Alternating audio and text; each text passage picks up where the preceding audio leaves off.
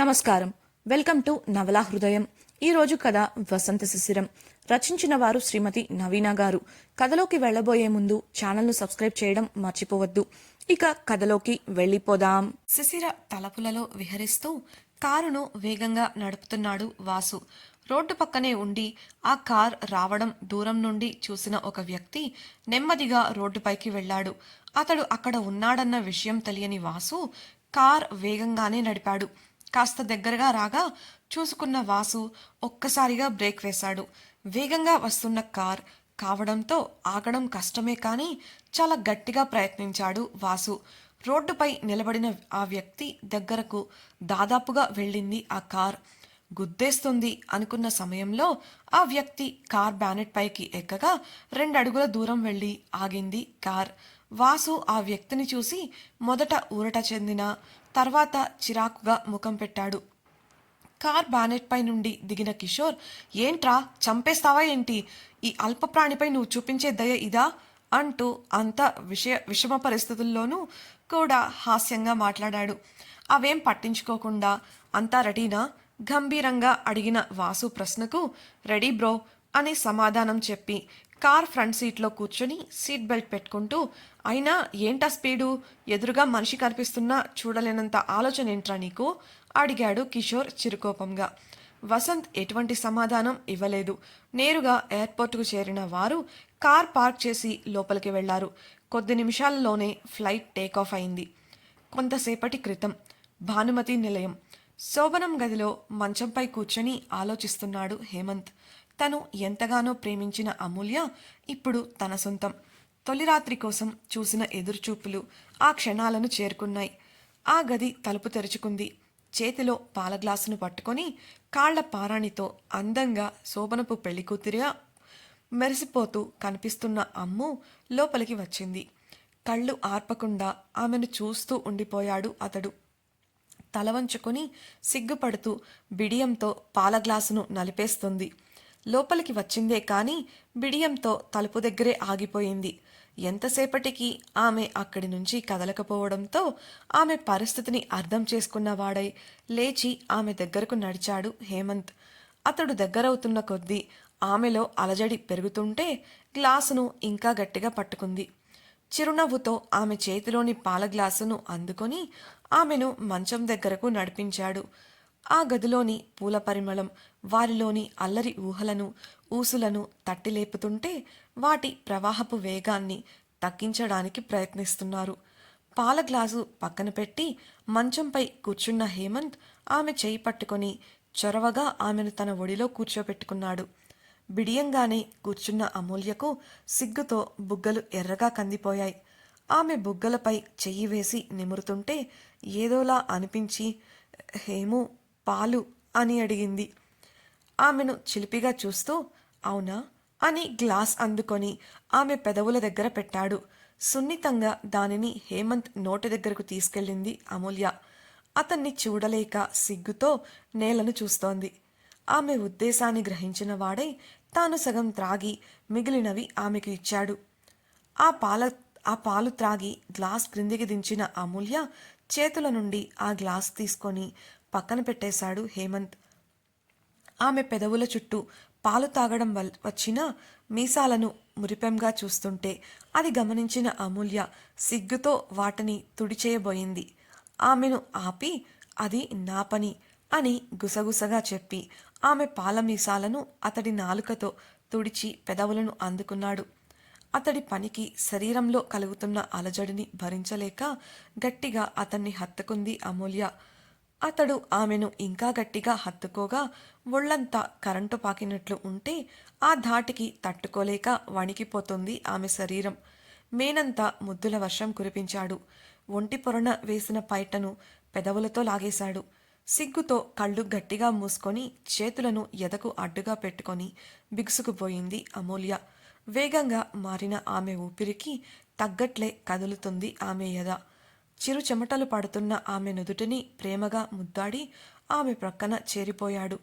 నెమ్మదిగా కళ్ళు తెరిచిన ఆమెను చూస్తూ పైటను సరిగా వేసి చంపనిమిరాడు. ఇబ్బందిగా ఉంటే వద్దులే అని నవ్వుతూ చెప్పాడు.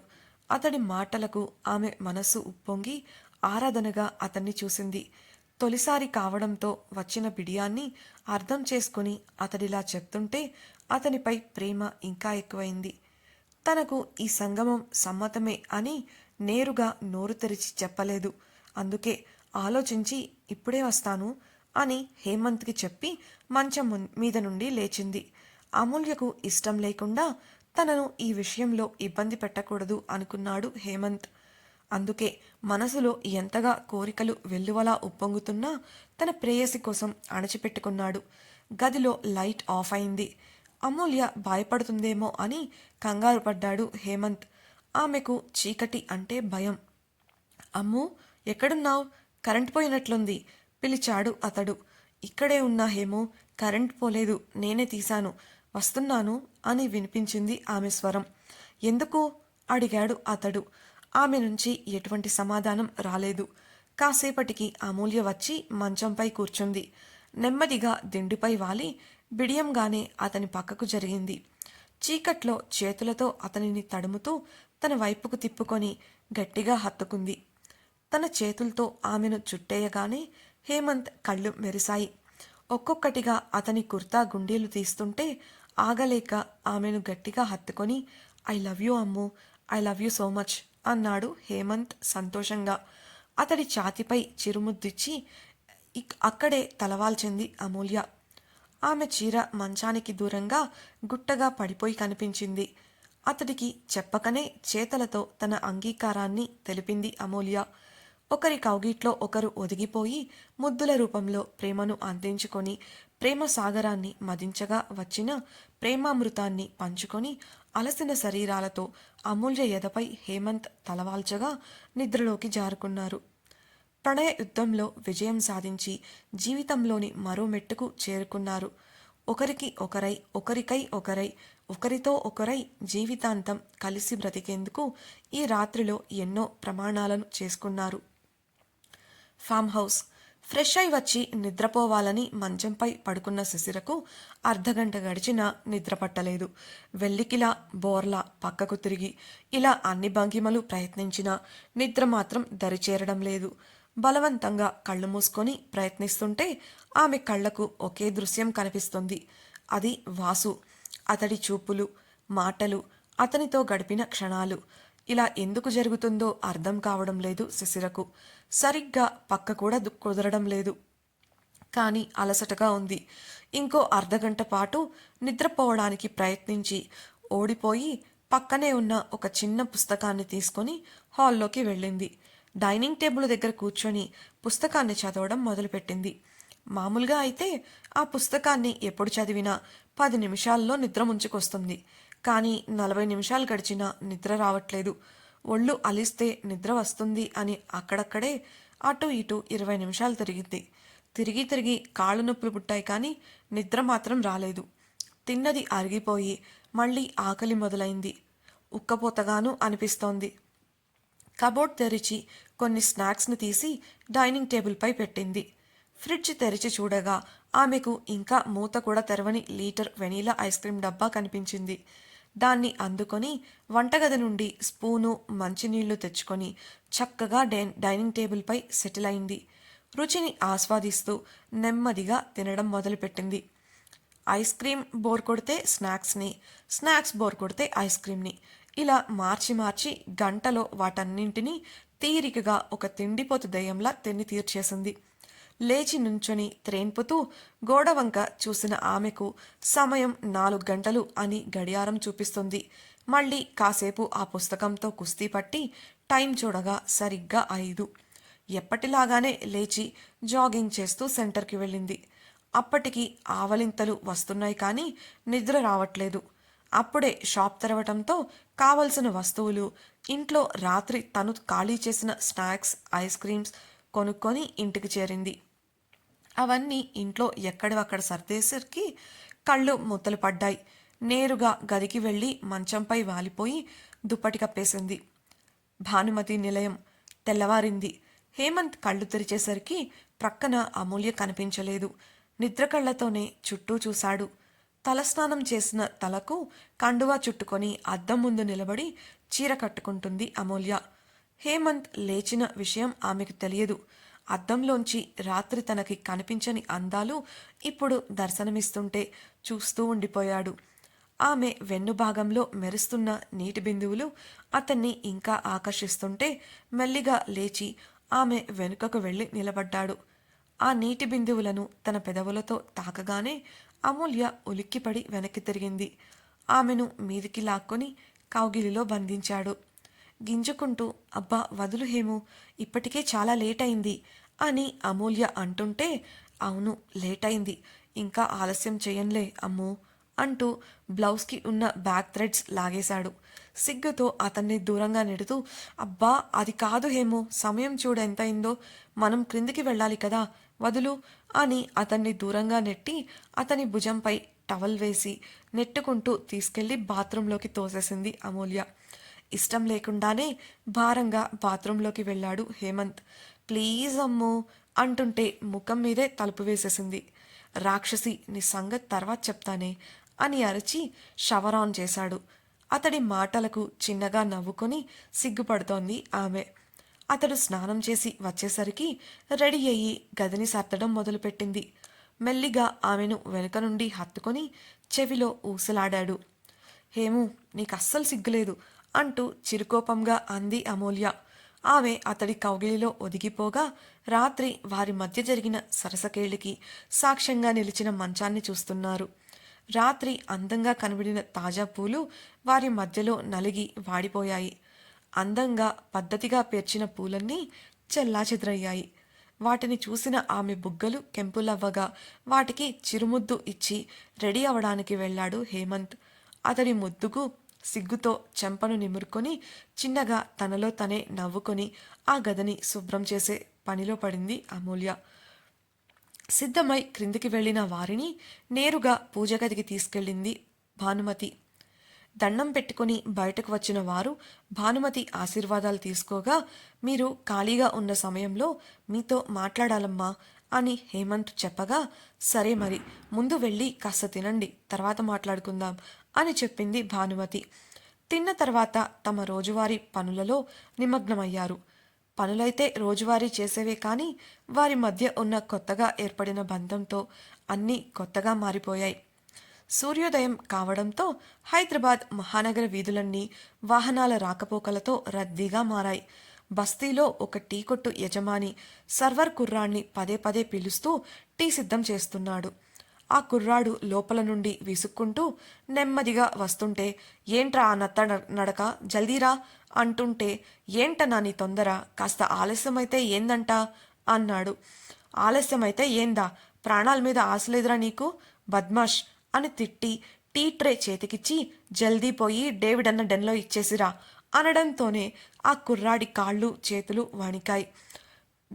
డేవిడ్ అన్న డెన్కా అంటూ వణుకుతూ అడుగుతుంటే, ఆడికే, లేకుంటే నిన్ను ఊరికే పిలుస్తాననుకుంటున్నావా, పోపో పోయి జల్దీరా అని యజమాని అంటుంటే భయంగా ముఖం పెట్టి ఆ ట్రేతో వేగంగా నడిచాడు కుర్రాడు.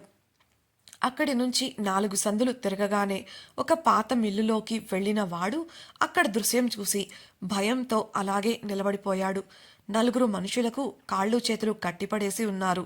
వారి శరీరాలపై అక్కడక్కడ గాయాలుండి వాటి నుండి రక్తం కారుతూ ఉంది. కదిలే ఓపిక కూడా లేకుండా నీరసంగా నేలపై పడి మూలుగుతూ ఉన్నారు వారు.